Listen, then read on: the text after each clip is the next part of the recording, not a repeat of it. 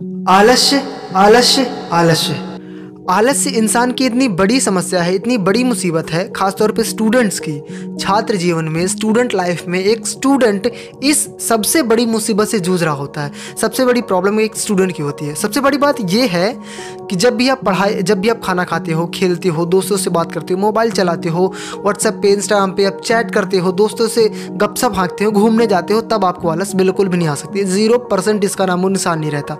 लेकिन जैसे ही आप बैग उठाया, जैसे ही पढ़ने बैठे, जैसे बुक उठा के पढ़ने बैठे, वैसे ही लेजीनेस पीछे से आपके एकदम से परछाई बन के आ जाती है। ठीक है, तो आज हम बात कर रहे होंगे कि एक स्टूडेंट लाइफ में, क्योंकि आप ही नहीं, हमने भी जब पढ़ाई करी, हमको भी लेजीनेस आता है, आलस आती है, और हमें अभी भी आती है, आती थी भी।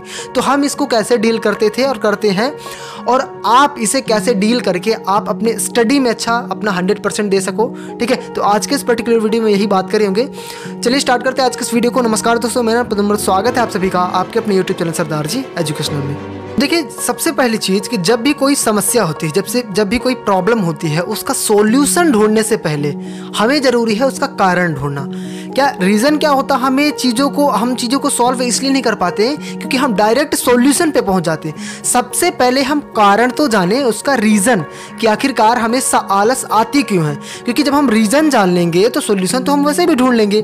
तो सबसे पहले हम कारण ढूंढें कि आखिरकार हमें आलस आती क्यों है। Right, try to understand why you are lazy, why do you feel lazy while studying. जब भी आप पढ़ाई करने बैठते हो, लेजीनेस फील क्यों आता है, आलस क्यों लगती है आपको। तो जब आप इस चीज़ को जान लोगे तो सारे आंसर आपको मिल जाएंगे।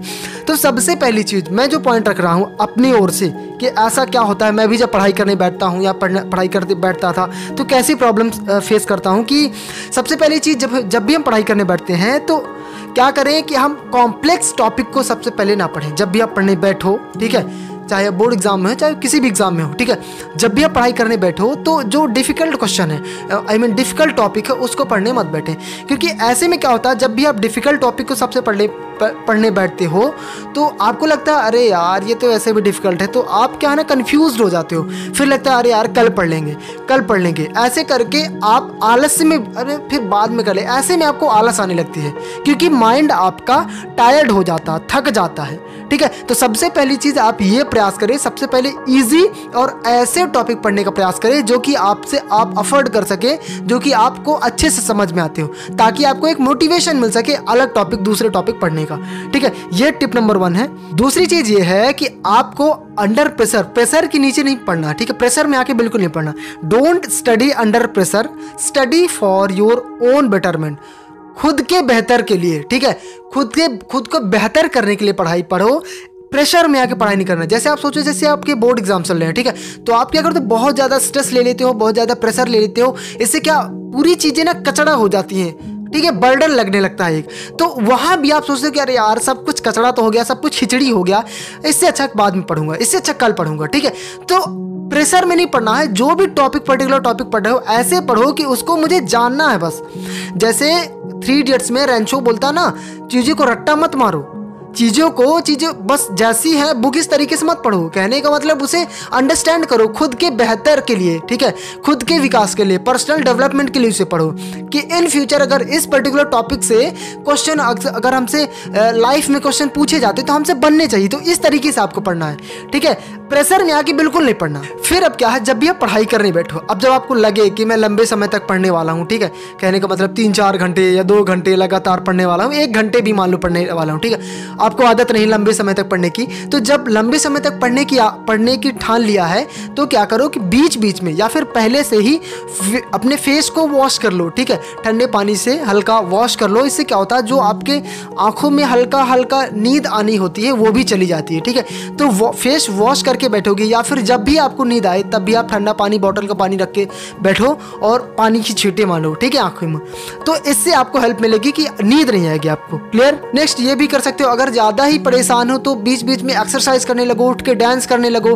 ठीक है, खुद को रिवॉर्ड करो। तो ऐसे में क्या होगा ना कि जब आप फिजिकल एक्टिविटी करते हो तो नींद को तो दूर दूर तक रिश्ता नहीं रहता। तो ये 2 चीज़ें आजमा सकते हो, पानी मतलब फेस वॉश कर सकते हो और एक्सरसाइज वगैरह कर सकते हो। फिर फिर ये भी है कि जब भी आप पढ़ाई करने बैठे हो तो ब्रेक लो, ठीक है, 35 मिनट या फिर 40 मिनट। जैसे आपने देखा होगा स्कूल वगैरह में, कॉलेज वगैरह में कभी भी लगातार 1 घंटे का एक लेक्चर नहीं होता, क्लास नहीं होती। 35 या फिर 40 या कि 45, सबसे ज़्यादा 45 से ज़्यादा नहीं होती। तो 45 मिनट पहले पढ़ो, फिर इसके बाद 5 to 10 मिनट का ब्रेक लो, 5 से 10 मिनट का ब्रेक लो, ठीक है, 20 मिनट का ब्रेक ले लो। अगर नहीं हो रहा उतना तो ब्रेक ले लो। तो ज़रूरी ये है कि सब कुछ इकट्ठा नहीं पढ़ना, ब्रेक ले लेके पढ़ोगे तो चीज़ें अच्छे से पढ़ने में समझ भी आएगी और आलस भी नहीं आएगी। और एक चीज़ और है यार, कभी भी बेड में मत पढ़ना, ठीक है। अक्सर मेरे साथ भी होता था, जब अपन स्कूलिंग की बात करें तो हम अगर बेड में पढ़ रहे हैं तो मम्मी पापा तो बोल रहे हैं कि यार बिस्तर में मत पढ़, नींद आएगी। तो अपन बोलते हैं अरे नींद नहीं आएगी, क्योंकि उस टाइम पे अपन फोकस्ड रहते कि हाँ पढ़ लेंगे। लेकिन बाद में थोड़ी धीरे बाद फिर आलस आने लगती है। तो आप कभी भी बेड में मत पढ़ें, क्योंकि बेड में पढ़ेंगे तो आलस जरूर से जरूर आएगी। समझ रहे मेरी बातों को। अब एक चीज़ और आपको क्या करना है ना, आपके जो भी स्टडी टेबल है, जो भी सरफेस है, जहाँ भी आप पढ़ाई करते हो, स्टडी रूम हो सकता है, उसे नीट एंड क्लीन रखो, ठीक है, अट्रैक्टिव रखो। अगर कचड़ा करके रखा, बर्डन, पूरे सारी चीज़ें जम्बल्ड पड़ी हुई हैं, ऐसे में लगेगा लेजीनेस आता है यार, गुस्सा आती है खुद को, क्या सब कुछ पड़ा हुआ है। ऐसे में जहाँ भी पढ़ने का मन लग रहा होता है वहाँ सब तुम उससे काम करने में लग जाते हो, तो वहाँ फिर डिसअट्रैक्ट हो जाते हो। तो चीज़ों को पूरे जमा के डिसिप्लिन में रहो, ठीक है। डिसिप्लिन लाइफ जियोगे तो पढ़ने में भी मजा आएगा, लाइफ जीने में भी मजा आएगा। डिसिप्लिन जब तक हम डिसिप्लिन फॉलो नहीं करते, हम आगे प्रोग्रेस भी नहीं करते। तो खुद को पहले डिसिप्लिन करो। तो मेरे कहने का मतलब ये है, डिसिप्लिन इतना जरूरी है कि जो भी मैंने पॉइंट्स आपको बताए, इनको भी अगर फॉलो करना है तो डिसिप्लिन जरूरी है। तो डिसिप्लिन अपनी लाइफ में लाओ, इन पॉइंट्स को फॉलो करो, डेफिनेटली ट्राई तो करो, एटलीस्ट ट्राई तो करो। आपको डेफिनेटली आपको पॉजिटिव रिजल्ट मिलेगा, क्योंकि ये चीज़ें मैंने खुद ट्राई करी है, इसलिए मैं आपके साथ शेयर कर रहा हूँ, ठीक है। और लास्ट में एक संस्कृत में श्लोक है कि आलस्य कुतो विद्या, अविद्या से कुतो धनम, अधनस्य कुतो मित्रम, अमित्रस्य कुतो सुखम, ठीक है। आलस्य को विद्या कहाँ, है ना, अनपढ़ मूर्ख को धन कहाँ, और निर्धन को मित्र कहाँ, और अमित्र को सुख कहाँ, ठीक है। तो आलस अगर करोगे तो विद्या नहीं मिलेगी। तो आलस्य को दूर भगाओ, आगे लाइफ को एंजॉय करो, जो चीज़ें हैं उन्हें करो। देखो अब फैमिली में जैसे पिताजी हैं, तो पिताजी का काम क्या होता है, मतलब कमा के लाना और घर परिवार को पालना। वैसे तुम्हारा काम क्या है, केवल पढ़ना। तो पढ़ाई करो, एंजॉय करो, एंजॉय तरीके से, प्रॉब्लम पे नहीं कि आलस से प्रॉब्लम आ रही है, सॉल्यूशन पे ध्यान दो कि आखिरकार हम आलस को कैसे दूर भगाएं। तो जो मैंने पॉइंट्स बताए उनको फॉलो करो, डेफिनेटली आपको पॉजिटिव रिजल्ट मिलेगा। चलिए मिलते हैं नेक्स्ट वीडियो में किसी नया टॉपिक के साथ, तब तक के लिए अलविदा। जय हिंद, जय भारत।